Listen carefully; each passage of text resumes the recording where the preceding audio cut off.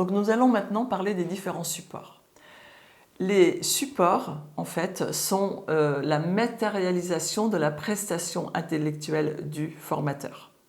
Donc on va distinguer les supports des ressources. Les ressources, c'est toute la matière que va utiliser le formateur pour construire ses supports. Donc c'est pour cela que dans le scénario pédagogique, vous avez la différence entre les deux. On vous parle de support, de ressources matérielles. Donc ressources, c'est la matière que vous allez utiliser pour construire vos supports. Par exemple, vous allez construire un diaporama. Comment vous allez faire? Quelle va être votre ressource pour pouvoir construire votre diaporama? Vous allez utiliser Internet, vous allez utiliser des ouvrages sur la thématique que vous allez aborder, vous allez chercher des vidéos. Donc tout cela, ce sont des ressources. Et votre support, c'est le diaporama. D'accord? Donc nous allons explorer donc les différents supports. Il y en a dans la formation 4 principaux. Le premier, ce sera celui qui sera pour l'animateur, pour le formateur. On l'appellera le guide de l'animateur. Ensuite, il y aura le support pour l'apprenant, qui est le support d'animation, qui peut donc aujourd'hui, la plupart du temps, on va dire que c'est le diaporama.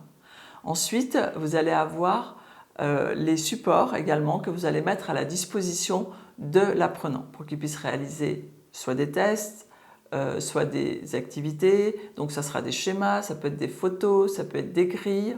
Voilà. Et ensuite, vous aurez le support qu'on appelle le support de cours. C'est le support que vous allez remettre à l'apprenant. Voyons maintenant en détail pour chaque support. Le support de l'animateur n'est pas le scénario pédagogique. Malgré tout, s'il est très bien construit, peut-être qu'il sera suffisant. Mais souvent, en fait, à côté du scénario pédagogique, on va avoir un guide, un espèce de fil rouge plus synthétique que le scénario pédagogique pour dérouler son intervention. Mais encore une fois, à minima, le scénario pédagogique pourra être le support du formateur et son guide pour tout au long de l'intervention. Ensuite, il va avoir son support d'animation. Donc le support d'animation, comme je vous l'ai dit tout à l'heure, c'est généralement le diaporama. Il sera partagé avec le groupe pendant la séance. Ensuite, il y aura donc les supports pour les apprenants. Alors ce support, il sera soit distribué, soit mis à disposition en format numérique, soit envoyé en format numérique lorsque vous êtes en distanciel pour réaliser l'activité demandée par le formateur. Dans le cas d'un support, pour réaliser une activité, on va en fait dédoubler ce support. On aura le support pour l'apprenant, sur lequel il aura les principales consignes, notamment le travail à faire, et également la durée qu'on va lui donner, enfin le temps auquel il a le droit pour réaliser son activité. Et ce même support sera construit pour le formateur. C'est-à-dire que dans le support du formateur, il y aura toutes les consignes pour le formateur qui, par exemple, va indiquer regrouper les apprenants par 3, ils auront le droit d'utiliser tel outil, etc. N'oubliez pas qu'on est sur la transférabilité.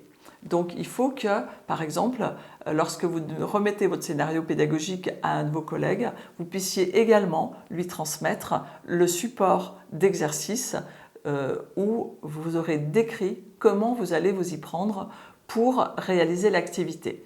Donc c'est généralement bien d'avoir donc les deux supports, un support formateur et un support apprenant.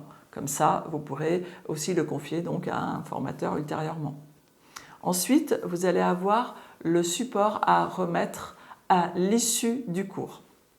Donc généralement, c'est un support écrit qui va reprendre les principales connaissances que vous aurez vues pendant la séance. Donc c'est intéressant que l'apprenant puisse s'y reporter en fin de séance pour faire une révision, pour vérifier s'il a bien compris également. Donc voilà, donc on a passé en revue donc, les 4 types de supports. Donc le premier, c'est celui qui sert au formateur et qu'on peut nommer le guide d'animation, qui peut être à minima le scénario pédagogique. Ensuite, nous allons avoir donc, le support d'animation, qui est généralement le diaporama. Et ensuite, on va avoir également tous les supports nécessaires pour réaliser les activités, qui est remis à l'apprenant, et un support qui est conservé par le formateur. Et au final, vous aurez également le support de cours qui sera remis à l'apprenant à l'issue du cours. Parfois, ce support peut être donné en début de cours, mais très rarement. Généralement, on le donne à la fin du cours.